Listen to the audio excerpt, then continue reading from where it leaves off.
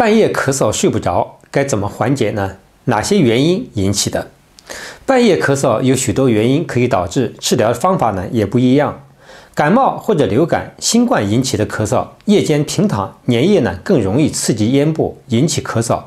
需要抗病毒等对症治疗。过敏因素引起的咳嗽，尤其是春天的花粉、粉尘、宠物的皮屑等，除了避免过敏源之外，必要时呢抗过敏治疗。天气寒冷刺激、气道引起的咳嗽，或者空气干燥、污染等，睡眠尽量保持气道的湿润，减少环境污染。哮喘也会引起夜间的咳嗽，出现气道痉挛，可以平喘药物应用减轻症状。如果有胃食管反流，夜间平躺时胃酸反流会引起咳嗽，可以晚餐少吃，晚上呢7点以后尽量不要吃东西，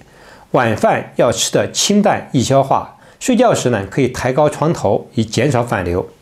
我们吃的降压药普利类的降压药也会引起咽喉部发痒，夜间刺激性干咳，